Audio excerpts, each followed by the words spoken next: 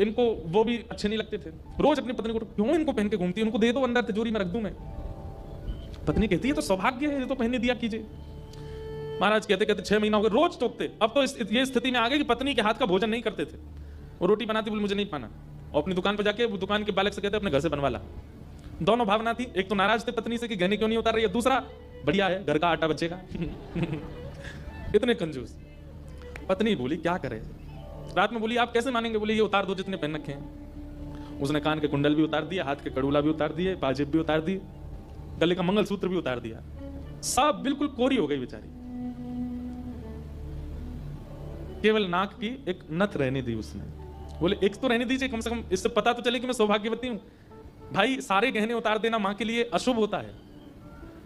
पतली सी एक नाक में वो नथ भी नहीं थी, छोटी सी एक कील जैसी थी, उसके लिए भी बोले कि रात में तो उतारी दिया करो इसको भी। इतने कंजूस।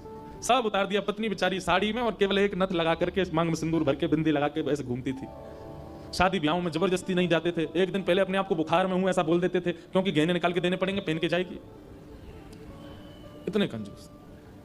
कभी कभी जो व्यक्ति अति में संसारी होता है ना, ठाकुर जी को उस पर भी बड़े मजे आते हैं देखने में। ठाकुर जी कहते हैं, मतलब एक बात हमारी सुनना बहुत ध्यान से, इधर देखना सब लोग। कई लोग ऐसे होते हैं, और आजकल ज्यादातर ऐसे होते हैं कि भक्ति में भी हैं और संसार में भी हैं।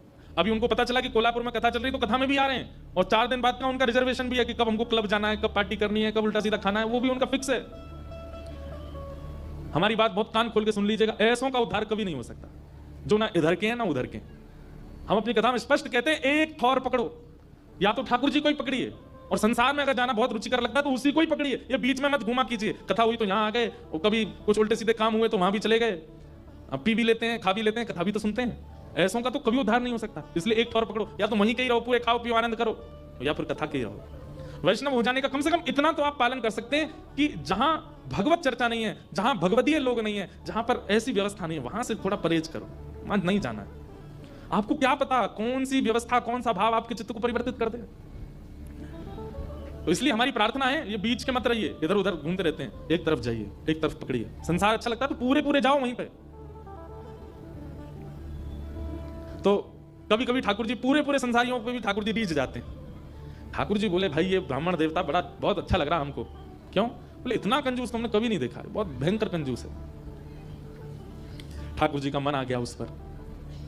अच्छा, जो पत्नी थी ना सरस्वती देवी, वो बड़ी भक्ता थी, वो तो नाम जप भी करती थी, वो दर्शन करने के लिए भी जाती थी, लेकिन ये नहीं जाते थे उसके साथ। वो अपने माता पिता के मायके जब जाती थी, मायके वाले लेके जाते थे उसको दर्शन कराने। ये तो कभी नहीं लेके जाते थे, तो कंजूस थे, खर्चा होगा।